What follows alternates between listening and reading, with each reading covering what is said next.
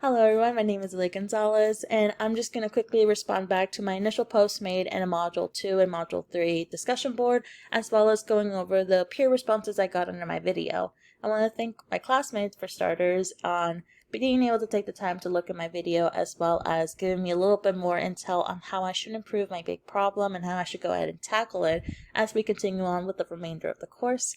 I want to specifically thank Mediana Montoya, I hope I'm saying your name right. She is one of the people that responded to my video and was able to not only break down what I talked about in the video and how she kind of takes it on her own perspective, but she also was able to give me an idea on how to take the initiative on what I can do to tackle down my big problem. Now, when it comes to the research that I have done for my big problem, whether viewing the circumstances beyond it, the learning opportunities, and so on, especially through the learning theories we're learning, I think the way that it has changed my perspective of my big problem is, funny enough, looking at the bigger picture of my big problem. So social inclusion has been something that we have always been talking about, especially when it comes to the educational study program and ASU. I feel like the beginning classes that I took were about social inclusion. It's because with social inclusion and as a future educator, you start to think about your students that you'll be coming across.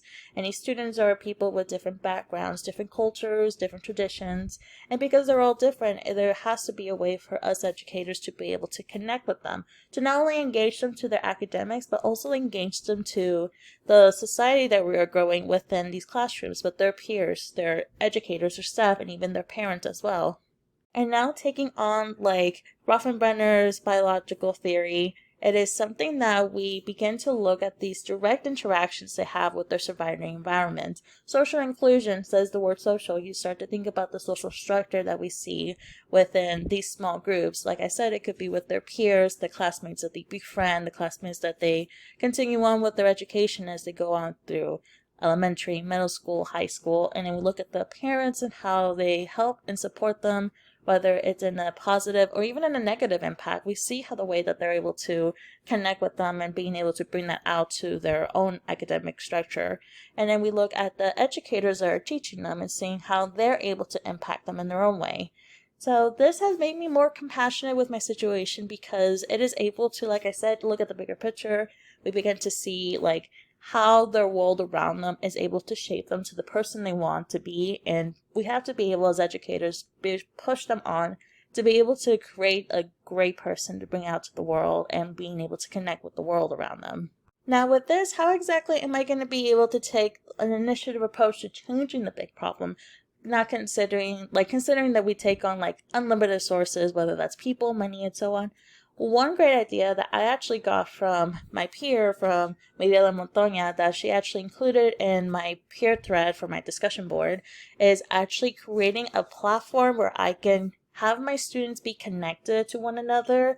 I've seen it before. Even now, we can think about the class discussions that we have, being able to send out videos of explaining the ideas that we have, and then others can add on and give them your advice on how to enhance your problem, how to enhance your work, and be able to just look at it from a different perspective. I feel like that's something that would be pretty awesome to do as a future educator, giving my students a platform to connect with one another. We can go ahead and set up a discussion for the day, ask tell me a personal experience you had where you experience so and so. We talk about certain subjects and being able to just see ourselves as not just classmates and peers, but also as individuals.